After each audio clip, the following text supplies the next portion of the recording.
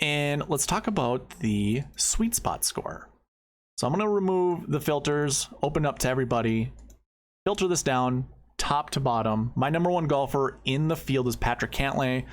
I think he's the 4th ranked salary golfer, so that is a bit of a value if we're looking at it that way. Rahm is 2nd on my list, and he is the 2nd priced guy.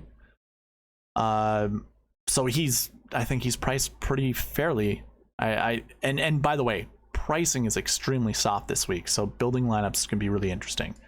Xander is 3rd, and he's like 5th ranked in the salary rankings on DraftKings. Then Scotty Scheffler, our top priced guy.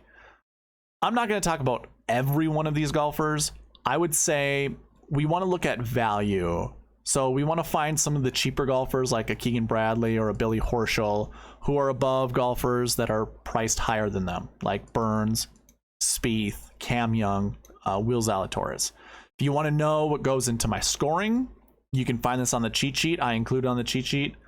We're looking at OWGR because why not? These are your best golfers in the world. You might as well find out, or you might as well add a little bit of an edge to the best golfers.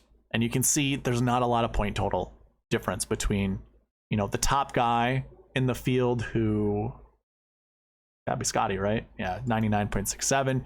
Patrick Cantlay's 99. So 0.67 point boost, not a big deal. I do include grass. The grass stats, we're looking at Bermuda, we're looking at season long as well as overall stats going back to 2013. So keep that in mind.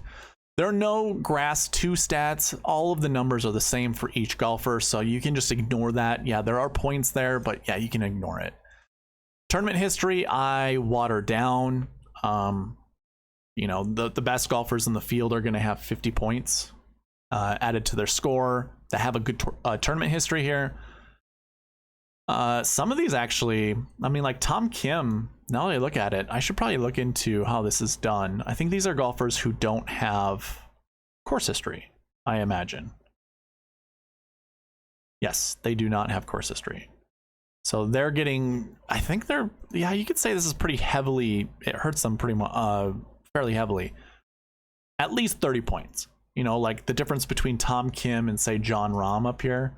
Rahm's getting 50, Kim's only getting 15. There's a 35 point difference there. But we're looking at bogey avoidance, birdie or better as well. You can see Tom Kim, his points are pretty decent. And especially compared to Jon Rahm, who's 75 points and 100. You know, birdie or better, yeah, it's better. So Tom Kim gets like a 5 point, you know, boost over Jon Rahm. I just wanted to explain that. We don't have to talk about every single player or every single difference between Tom Kim and Jon Rahm. I just noticed the tournament history scoring was kind of a huge difference, but it's not that big of a deal, honestly. I would put Jon Rahm that far over Tom Kim anyways.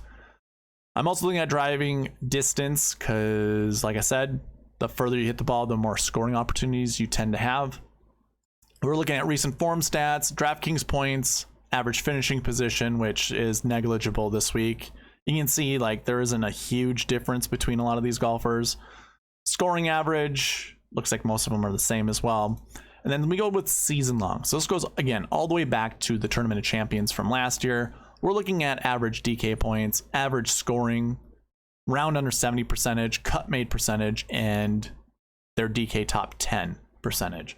You can see Xander and Patrick Cantlay are pretty high when it comes to those. So that all goes into the scoring. That creates the rankings. You can see what the rankings are here, or again, visit the cheat sheet, link in the description below.